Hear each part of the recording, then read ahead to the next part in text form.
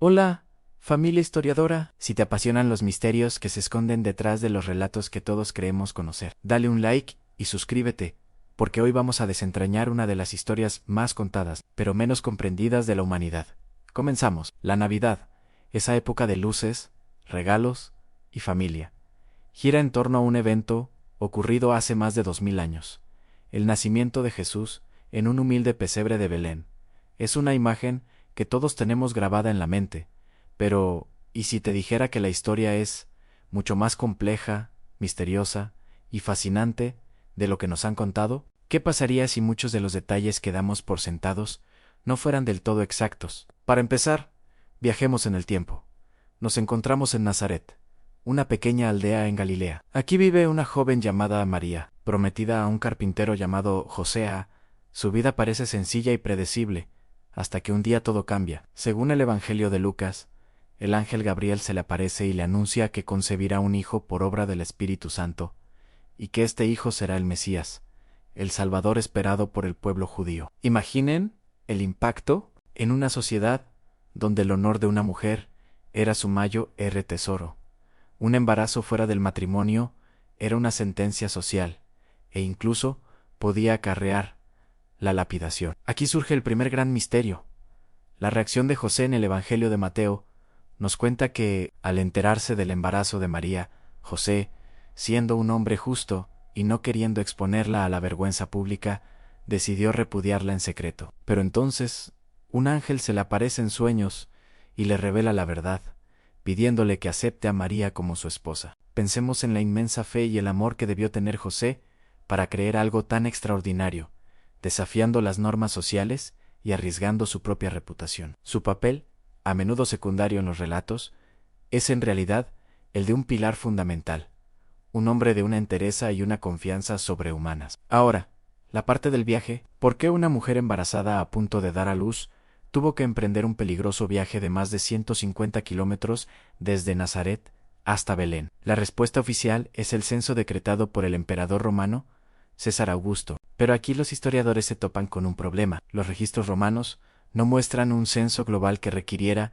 que todos volvieran a su lugar de origen ancestral. En esa época específica, algunos estudios sugieren que pudo ser un censo local ordenado por Herodes, pero la evidencia es difusa. ¿Podría haber otra razón para este viaje? Una razón más profunda, quizás ligada a antiguas profecías que señalaban Belén, la ciudad del rey David, como el lugar de nacimiento del Mesías. El profeta Miqueas había escrito siglos antes: Pero tú, Belén Efrata, aunque eres pequeña entre las familias de Judá, de ti me saldrá el que será Señor en Israel. El viaje entonces no sería solo una obligación civil, sino el cumplimiento de un destino divino. Llegan a Belén, y aquí encontramos otro de los elementos más icónicos: no hay lugar en la posada. La palabra griega original kataluma, que se traduce como posada, también puede significar habitación de invitados o aposento. Muchos expertos hoy creen que no es que todas las posadas comerciales estuvieran llenas, sino que la casa familiar donde José y María probablemente buscaron refugio ya no tenía espacio en la habitación principal, que solía ser un área común para la familia extendida. Por eso, les ofrecieron el lugar más humilde y privado que tenían en el espacio inferior de la casa, donde se guardaban los animales por la noche para protegerlos y dar calor. Así, el pesebre no sería un establo aislado, sino parte de una vivienda familiar, lo que añade una capa de hospitalidad, aunque modesta, a la historia. Jesús nace en medio de la vida cotidiana, rodeado del calor de los animales y la cercanía de una familia que, a pesar de sus limitaciones, les dio cobijo. Y entonces, en la quietud de la noche, ocurre el milagro. Nace el niño, pero no están solos. En los campos cercanos, unos pastores, considerados socialmente marginados y poco fiables en aquella época, son los primeros en recibir la buena nueva. Un ángel se les aparece rodeado de una luz celestial, y luego un coro de ángeles canta gloria a Dios en las alturas, y en la tierra paz a los hombres de buena voluntad. ¿Por qué, pastores? ¿Por qué no a los sacerdotes del templo o a los eruditos de la ley? Porque el mensaje era de humildad. El Rey de Reyes no llegaba con poder y fanfarria, sino en la sencillez, y sus primeros heraldos eran los más humildes de la sociedad. Este gesto revolucionario rompía con todas las expectativas mesiánicas de la época. Ahora, hablemos de los famosos Reyes Magos. ¿Eran tres?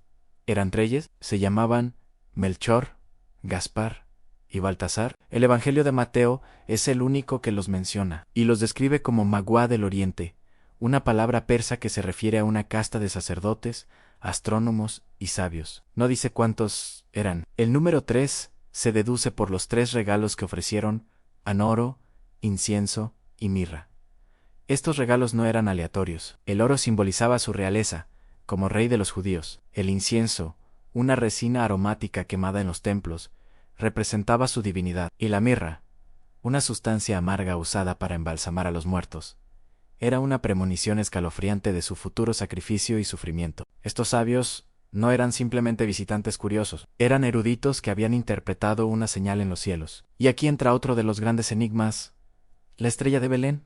¿Qué fue esa estrella que guió a los magos? Los astrónomos han debatido esto durante siglos. ¿Fue una supernova, una explosión estelar masiva? ¿Fue una conjunción planetaria, como la rara alineación de Júpiter y Saturno en la constelación de Piscis, que ocurrió alrededor del año 7 a.C.? Algunos incluso teorizan que no fue un fenómeno astronómico natural, sino una manifestación sobrenatural, una luz milagrosa. Sea lo que fuere, fue lo suficientemente significativa como para que estos sabios emprendieran un viaje larguísimo y peligroso, convencidos de que anunciaba el nacimiento de un nuevo rey. Su llegada a Jerusalén, sin embargo, desata el pánico. Preguntan sin rodeos al rey Herodes: ¿dónde está el rey de los judíos que ha nacido? Porque su estrella hemos visto en el oriente y venimos a adorarle. Herodes, conocido por su paranoia y brutalidad, se turba. Un nuevo rey era una amenaza directa a su poder. Finge querer adorar al niño y pide a los magos que le informen de su paradero cuando lo encuentren. Pero los magos,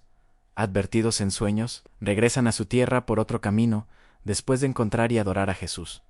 La furia de Herodes se desata en uno de los episodios más oscuros y trágicos de esta historia: la matanza de los inocentes. Al sentirse burlado, ordena asesinar a todos los niños menores de 2 años en Belén y sus alrededores. Es un acto de crueldad inimaginable. José, de nuevo alertado en sueños, huye con María y el niño a Egipto, convirtiéndose en refugiados políticos para salvar la vida de su hijo. Permanecen allí hasta la muerte de Herodes, cumpliendo otra profecía de Egipto: llamé a mi hijo. Este capítulo de la historia nos muestra que el nacimiento de Jesús no fue un cuento de hadas idílico. Desde el principio, estuvo marcado por el peligro, la persecución y el exilio. Fue una historia de supervivencia contra todo pronóstico. Y un último dato que quizá te sorprenda: la fecha. ¿Realmente nació Jesús el 25 de diciembre? La mayoría de los historiadores coinciden en que no, la Biblia no menciona una fecha exacta. Esta fecha fue establecida por la Iglesia en el siglo IV.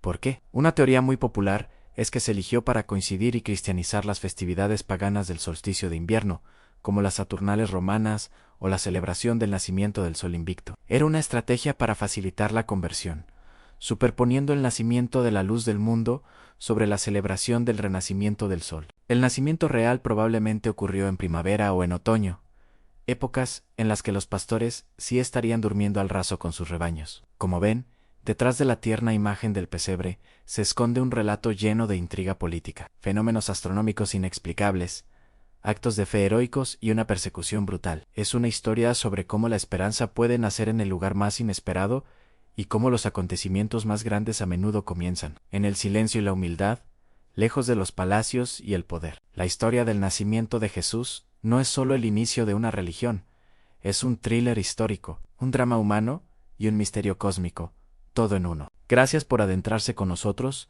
en otra historia que, aunque conocida, guarda secretos que merecen ser contados. No olvides dejarnos tu like y contarnos en los comentarios qué parte de esta historia te ha sorprendido más. Hasta la próxima, familia historiadora.